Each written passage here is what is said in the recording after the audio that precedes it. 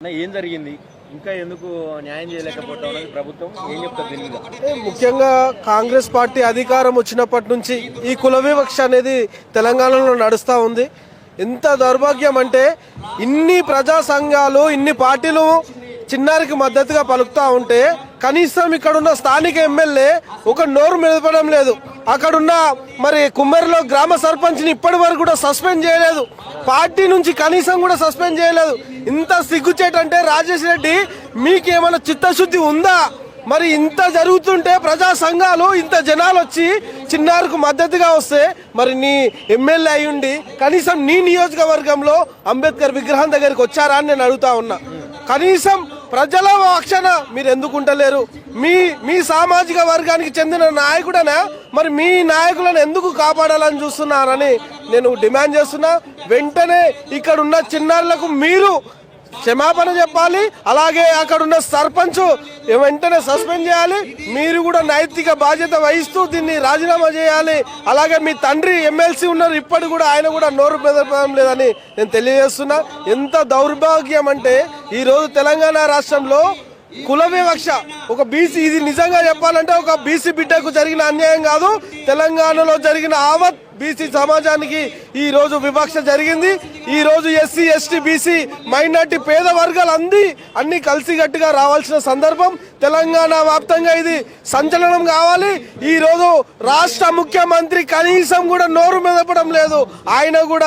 వారు కూడా వెంటనే స్పందించాలి. ఇక్కడ ఉన్న సర్పంచ్ని అలాగే ఎమ్మెల్యేని వెంటనే సస్పెండ్ చేసి చిన్నారికి న్యాయం జరిపి వాళ్ళకి ఎక్స్గ్రేషియా ప్రకటించి వెంటనే వారి కుటుంబంలో ఒకరికి ఉద్యోగం కల్పించాలని డిమాండ్ చేస్తున్నాం. ఇక్కడున్న పోలీసు వ్యవస్థ ఎట్లా పనిచేస్తా ఉన్నది, ఎందుకు ఇంకా పట్టుకోలేకపోతున్నారు? నిన్న ఎస్పీ గారు మాట్లాడుతూ ఒక ముగ్గురిని రిమాండ్ చేసినా మిగతాళ్ళు పరారీలో ఉన్నారు, గాలింపు చర్యలు చేపడుతున్నాం, స్పెషల్ టీమును పెడుతున్నాం అని చెప్తా ఉన్నారు. ఎంతవరకు వాస్తవం అని? ఇక్కడ ఒకటే అండి, అధికారానికి కొమ్ముగా వస్తూ ఉన్నారు పోలీసులు కూడా. పోలీస్ యంత్రాంగం మొత్తం వాళ్ళు ఏదైతే ఎమ్మెల్యేలు ఏదైతే చెప్తున్నారో, మంత్రి ఏదైతే చెప్తున్నారో దాన్ని స్క్రిప్ట్ రూపకంలోనే వాళ్ళు చేస్తూ ఉన్నారు. ఎందుకని మీ పోలీస్ వ్యవస్థ ఇంత పెద్దగా ఉంది, 8 మంది ఎట్లా పరిహారం అవుతారు? కేవలం ముగ్గురు మాత్రమే ఎట్లా అరెస్ట్ చేస్తారు? మరి ఇప్పటి వరకు కూడా మీరు ఏం యాక్షన్ తీసుకున్నారు?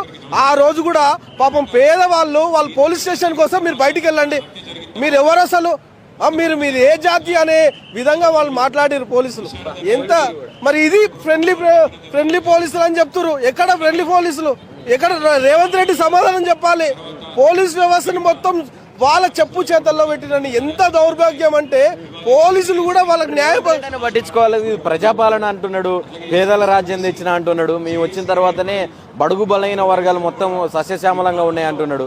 ఈరోజు తన సొంత జిల్లాలో జరిగింది ఈ ఘటన, ఎందుకు స్పందిస్తలేడు? దాని మీద మీ అభిప్రాయం? మరి పేద వర్గాలకు న్యాయం జరిగితే ఇదా అండి? ఈరోజు చిన్నారి మరణించింది కాలుతోని, వాళ్ళ సామాజిక వర్గానికి చెందిన క్యాండిడేట్ కాలుతో దాన్ని ఒక చిన్నారి చనిపోయింది.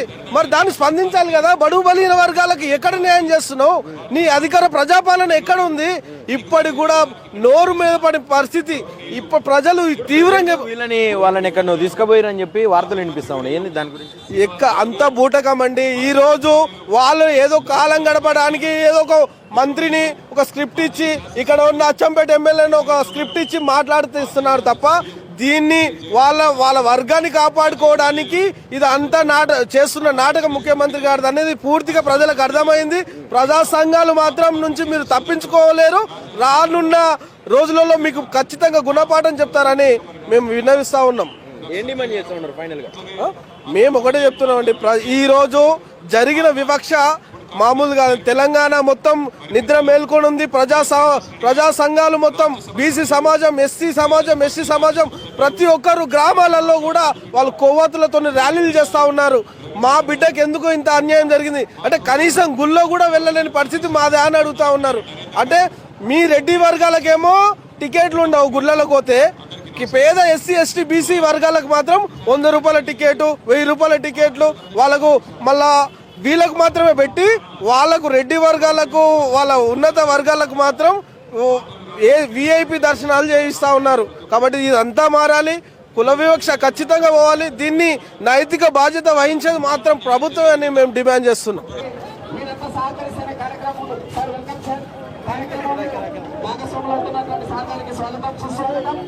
అన్నా ముందర దయచేసి ఖాళీ చేసి